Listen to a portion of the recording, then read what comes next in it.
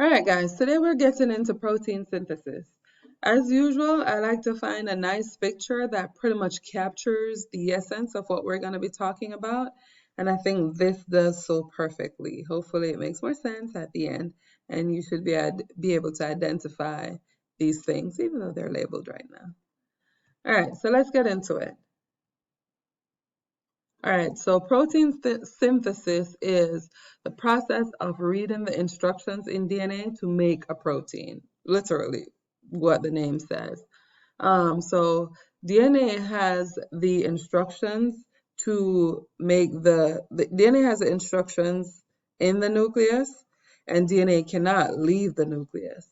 Proteins are made in the ribosomes, right? And ribosomes are found in the cytoplasm. And so protein synthesis must happen in two steps. The first step is transcription, where you go from DNA to RNA, and the next step is translation, where you go from RNA to protein. And that's what this picture is trying to show you. And that's known as the central dogma of genetics or the central dogma of life. So again, DNA is in the nucleus, it cannot leave. Protein is made in the cytoplasm, so DNA, it sort of has to get the message from the nucleus to the cytoplasm so that the protein can actually be made. All right, so there are three types of RNA. There is mRNA, messenger RNA, and this is it right down here. There is its function is to copy the instructions in DNA and carry these to the ribosomes in the cytoplasm. So mRNA pretty much gets made in the nucleus and then it carries that message to the cytoplasm. tRNA is a transfer RNA. It's the one that kind of looks like a T. It carries the amino acids to the ribosomes and the mRNA. So here's the amino acid, and it carries this amino acid. It comes over here and it links with this, and it carries the amino acid. Then you have ribosomal RNA, which when we talk about ribosomes, when we say protein is made in the ribosomes, this is what we're talking about. So these are the subunits, and this is where the actual construction of protein occurs.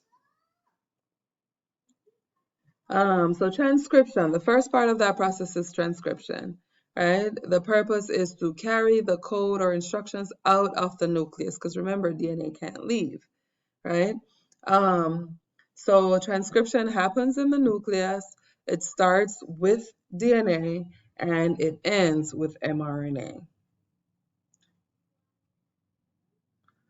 So the first part of that is we unzip the gene that needs to be copied. Remember, a chromosome has thousands and thousands of genes on it. So different parts of that chromosome will make different genes and will make different proteins.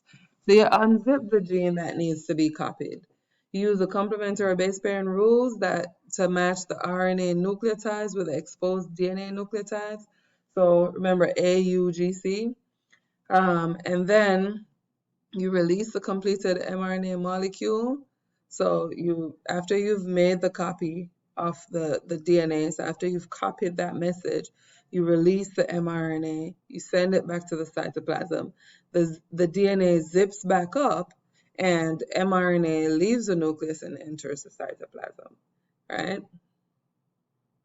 So this is sort of what happens. So let's say we need to make this gene right here, we need to copy those. So we come in and we make the complementary strand, right? And then this strand, the pink one, is gonna leave, right? DNA can't leave, but RNA can. I want you guys to think about some reasons why it is that DNA can't leave, but RNA can, right? I'm interested to hear what you come up with. So let's try transcription. So here's a DNA template, right? So these are the genes these are the bases that we're gonna copy. So I started it for you. Remember, T goes with A goes with U. I should have put that in a different letter for you, different color. G goes with C, and I want you guys to finish the rest. So G, C, C, G, T, A, U, G, C, and so on. So make sure you finish the rest of that sequence. I'll be checking for it, okay? So some vocabulary. The genetic code is a code of instructions for how to make proteins. A codon is a set of 3 nucleotides on the mRNA. The anticodon is the complementary 3 nucleotides on tRNA. Amino acid is the monomer or the building block for making proteins, and it's held together by peptide bonds. A throwback to macromolecules when we did that. So then after transcription, we have translation. So the purpose of translation is to pretty much follow the directions on the mRNA in order to make a protein. This happens in the cytoplasm, specifically at a ribosome, right? And it starts with mRNA and it ends with a protein. So here we are, we did our transcription. I really love this picture. I feel like it should help you visualize what I'm talking about. So we have this, we have the transcription happening. The mRNA then leaves the nucleus, right? Leaves the nucleus, and it comes out here, and here's the mRNA, here are the tRNA, and here's a growing chain of amino acids in order to make that protein. Great picture. All right, so translation, the steps of it. The mRNA attaches to a ribosome, so after it leaves the nucleus, of course. The ribosome reads the mRNA codons in threes. So a codon is a group of 3 RNA nucleotides, like I said before. Excuse me. The tRNA, the transfer RNA, kind of acts like a little taxi to pick up and drop off amino acids that match with the current codon. So the tRNAs continue to drop off amino acids, and the ribosomes bind the amino acids together with the peptide bonds. So the peptide bonds are created within the ribosomes. All right. When you get to a stop codon, the ribosome releases a completed protein. So I said stop codon, and I didn't talk to you about a start codon. The start codon is how the amino acid even knows, it's how where the gene begins to transcribe. Okay. All right. So here's a picture again of that process. So here's the mRNA, here's a ribosomal RNA, and then here's a tRNA.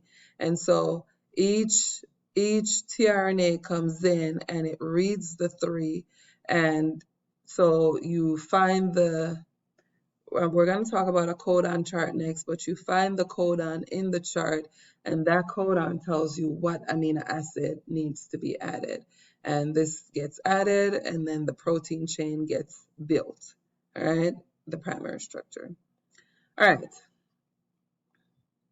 So here is how it knows what amino acid to bring. These are 2 versions of a codon chart that you might see. It's referred to as the genetic code, right? So you look for the codon, right, from the mRNA, the 3 bases from the mRNA.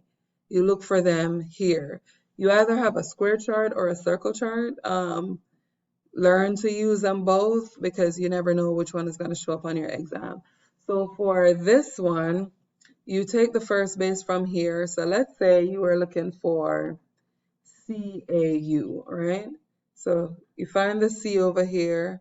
You look for the second base over here, so CA, and you look for the third base over here. So here you find CAU, and that would tell you that the amino acid that you need to put is histidine, right? Same thing over here, except you start from the inside of the circle and head to the outside. So C, you find your C, you find your A, and then you find your U. Same thing, gives you histidine, okay? So that is how you translate from DNA to mRNA to a protein. We'll practice a lot more of this. All right, so Let me go back. So here is a DNA sequence. Let's practice a little bit. TAC is a start codon, guys. You guys will start to see that as we do more. So TAC, the mRNA sequence for that is going to be A, U, G. You're going to have C, G, A, right? And I want you to finish the rest. If you're getting the gist of it, you should be able to finish the rest. So then when you look for AUG in one of those charts that I showed you before, right? Oh no, skipping a step. So you divide them up into threes, right? So AUG, CGA, the next three, the next three, the next three, right?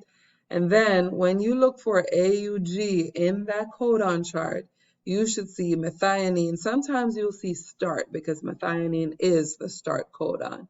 When you look for CGA in that chart, you should find ARG or arginine. Okay? So try and finish the rest, and I'll be checking for what you guys have when you come to class, when you turn in your notes. All right, so I want you guys to fill this table out, right? What is the purpose of DNA replication? What is the purpose of transcription? What is the purpose of translation? So you might need to do a little throwback to your DNA replication notes to fill this in here. What building blocks are used, okay? And where does each process happen, right? All right. So again, the overall process, we start with DNA. DNA is in the nucleus. DNA is not going to leave the nucleus. DNA gets unzipped. mRNA pretty much makes a copy of the DNA. All right, you come in and you read it and you make a copy of the DNA. It leaves the nucleus. It enters the cytoplasm. It finds a ribosome. The ribosome kind of acts as a little factory for it. It lays there. The tRNA comes in, reads the anticodon, reads the codons, and each tRNA brings an amino acid with it, right?